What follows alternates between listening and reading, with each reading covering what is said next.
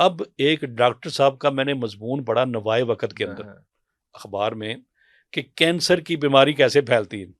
اب بڑے حیران ہوں گے. جو خواتین اپنے ناخن نہیں کاٹتی وہ کس طرح صفائی کر سکتی؟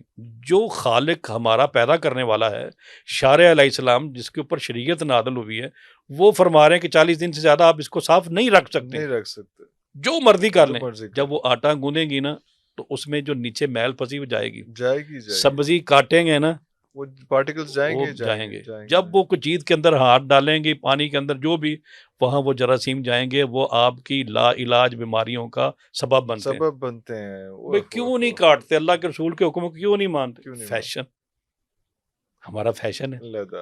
ہمارا فیشن ہم کیا کریں؟ اللہ کے رسول صلی اللہ علیہ وسلم فرمایا کہ ایک وقت آئے گا قرب قیامت، میری امت، یہ صحیح بخاری کی حدیث ہے، میری امت عیسائی یہودیوں کی شبرم بشبرم، بلشت بلشت اس کی نقالی کریں گے.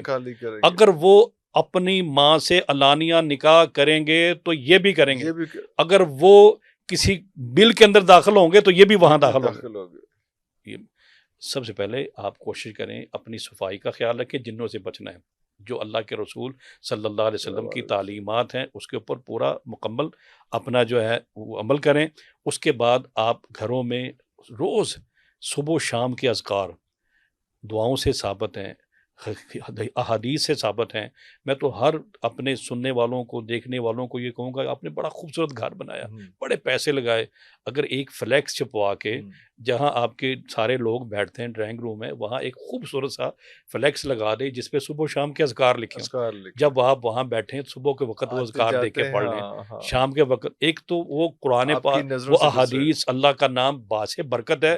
دوسرا آپ دیکھ کے پڑھ لیں گے. رات کو سوتے وقت جو آپ کے سونے والے کمرے ہیں وہاں سونے والے اذکار آپ فلیکس لگوا دیں. 2-4 دن دیکھیں گے آپ تو یاد ہو جائے گا، برکت بھی ہوگی.